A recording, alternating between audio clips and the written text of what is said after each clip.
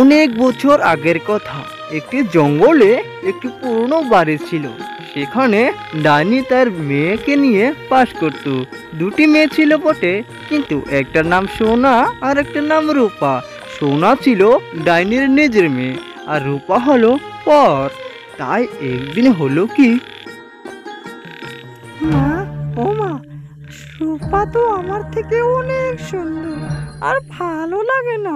তুমি ওকে বাড়ি থেকে তাড়িয়ে দাও, না হলে আমি নিজেই চলে যাব। সে কি, তুই কেন চলে যাবি? তুই হলি আমার নিজের মেয়ে, তাড়াবো আমি ওকে। তবে তাই হোক, কিন্তু সাবধানে।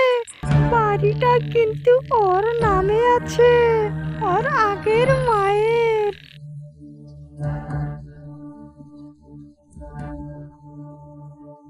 মা, এই অসময়ে আপনি এখানে কিছু বলবে?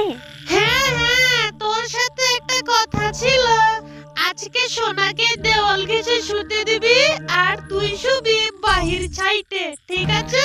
তবে ঠিক আছে মা, তুমি কোনো টেনশন করো না।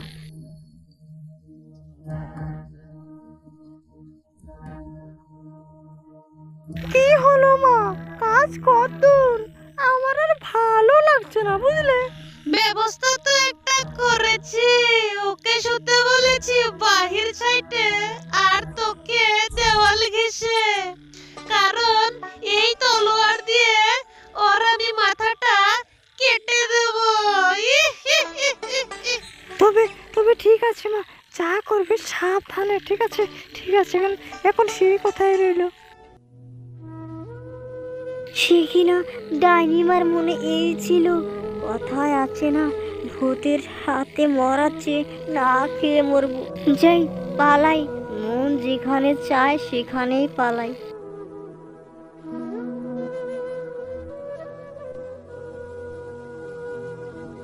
ঠিকই না, আবার এই ভূতের সাথে দেখা, আর বুঝি রক্ষা নেই।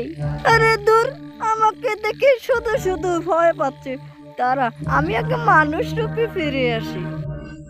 এখন বুঝি ভয় পাচ্ছ না? আচ্ছা আচ্ছা, তুমি এত রাত্রে তুমি জঙ্গলে কি করছো বলো তো?